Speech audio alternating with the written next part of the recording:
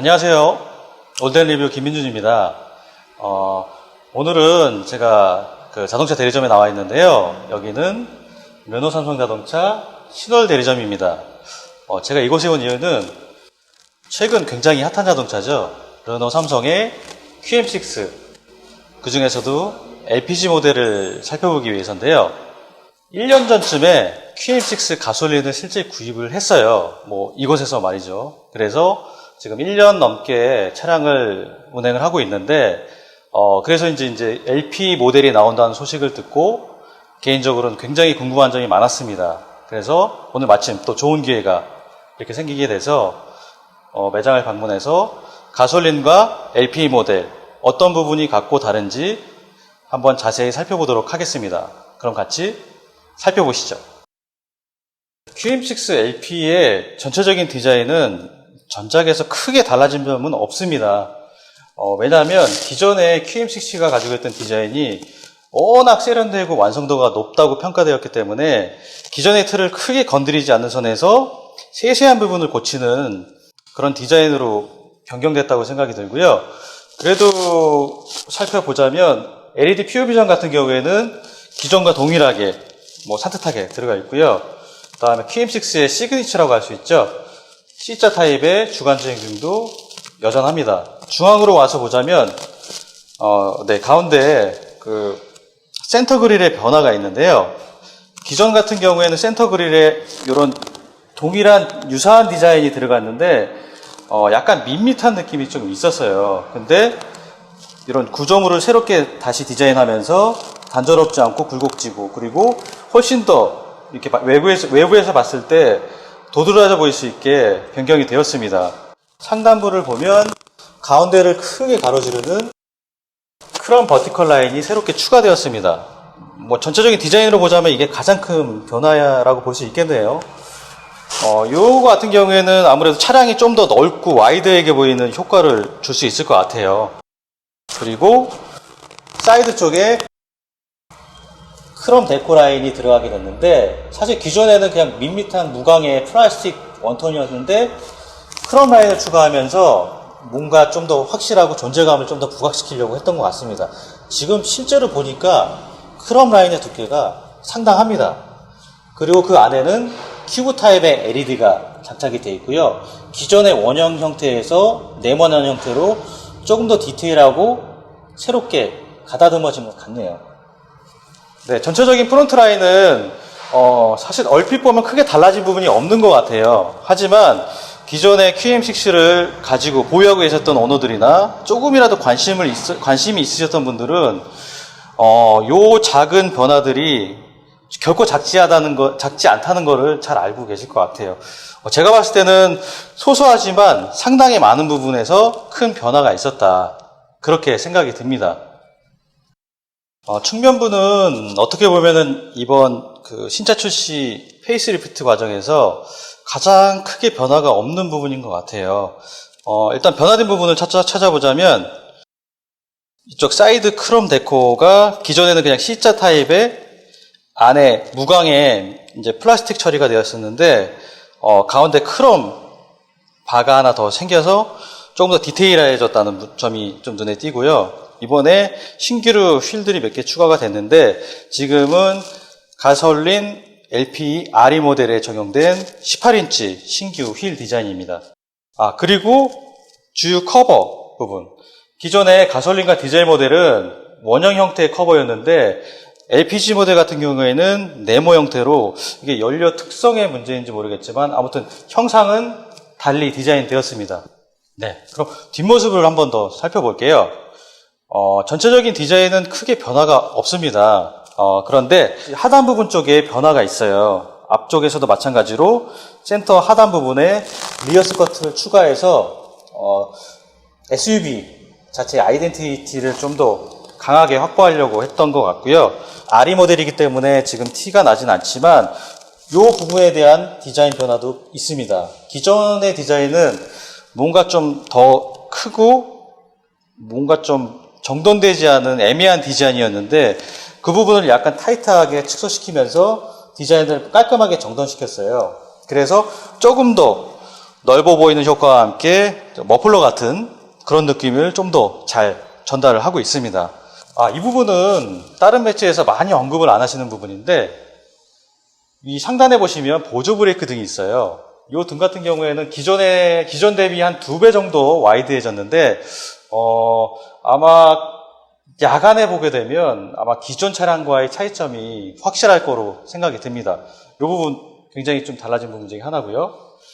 그러면 트렁크를 열어서 트렁크 공간에 어떤 변화가 있는지 한번 살펴보겠습니다. 트렁크는 하단에 있는 버튼을 통해서 조작할 수 있고, 이 모델 같은 경우에는 매직 테일게이트가 장착된 모델로 키를 가진 상태에서 발로 이렇게 터치를 하면, 터치는 아니죠, 발로 이렇게 동작을 감지해서 자동으로 열리는 기능도 갖추고 있습니다. 트렁크를 한번 열어볼게요.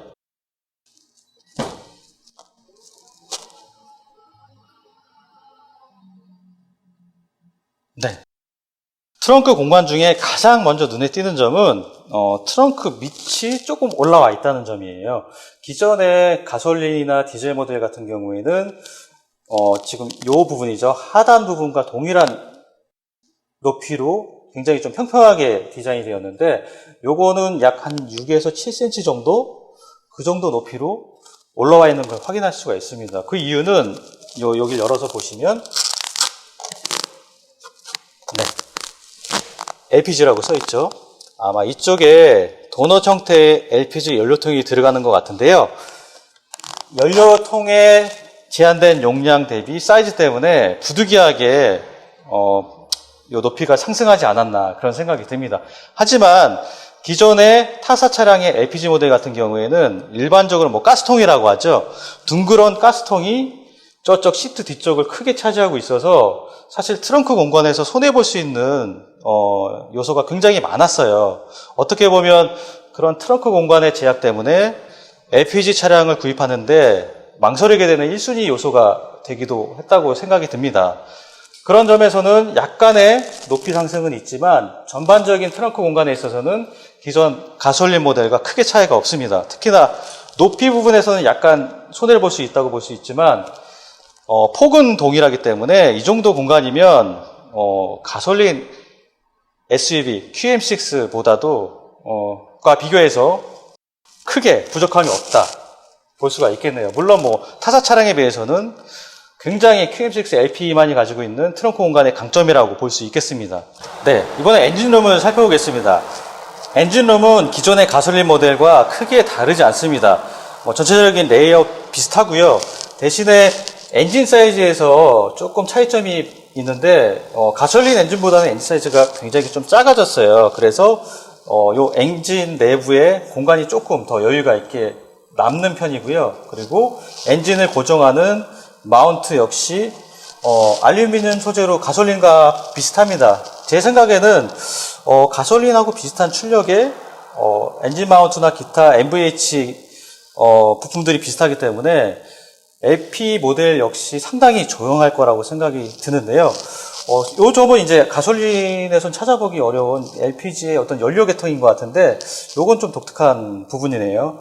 그리고 상단에 보시면 방음 처리라든지 그리고 이런 실링 이런 부분 그대로 동일합니다. 아주 잘 돼 있고요. 그리고 소소하지만 이 사이드 측면에 보시면 이런 스펀지라든지 물이 들어오지 않게 이렇게 마감 처리한 부분, 이런 부분도 아주 깨알 같지만 가솔린 모델과 동일하게 적용이 되어 있습니다. 네, QM6 LP의 엔진 수치는 140마력에 19.7토크입니다. 가솔린 모델이 144마력 20.4토크인 걸 감안하면 거의 성능적인 차이가 없다고 해요. 물론 LPG 모델이 상대적으로 가솔린 모델보다 출력이 약하다, 부족하다 그런 이슈가 있을 수 있는데, 제조사 측 발표에 따르면 3700 RPM 정도에서 그러니까 토크의 전체적인 토크 미터가 가솔린 모델보다 좀 땡겨졌어요. 그러니까 상대적으로 저 RPM에서 높은 토크가 나오기 때문에 일상 영역에서의 어떤 주행 퍼포먼스에서는 굉장히 불편함 없이 좋은 성능을 보여주고 있다고 일단 제조사 측에서는 그렇게 발표를 하고 있습니다. QM6 LP 모델 실내에 들어와 봤는데요. 실내는 어떻게 변화가 되는지 한번 살펴보겠습니다. 전체적으로 시트의 착자감이나 뭐 핸들, 뭐 가죽 소재 같은 거는 변화가 없습니다. 뭐 동일하고요. 그 사이드 측면을 살펴보자면 사이즈에 도어 트림에 푹신푹신한 우레폼 소재 좋고요. 그리고 뭐 버튼의 형상이나 위치 같은 것도 그대로고, 이 앰비언트 데크 같은 경우에도 뭐 색깔만 다를 뿐이지 위치나 뭐 형상은 동일합니다. 그리고 제가 좀 개인적으로 아쉬운 부분은 뭐냐면 요 도어 락되는 플라스틱 부분인데, 사실 요게 너무 좀 손잡이하고 생뚱맞은 느낌이 있어요. 그래서 이번에 좀 변경이 되지 않을까 좀 기대를 했었는데, 요거는 역시나 그대로 요 검은색 그냥 플라스틱으로 되어 있네요. 그리고 이런 전반적인 커버의 소재라든지 센터의 소재도 푹신푹신하니 우레폼 소재 그대로 적용을 한 것 같습니다. 그리고 변화된 점을 좀 찾아보자면, 여기 기어 노브 부분이 있는데, 이 기어 노브가 기존에는 이 플라스틱으로 되어 있어서 이쪽 부분이 이제 크롬 라인이 들어가 있었죠.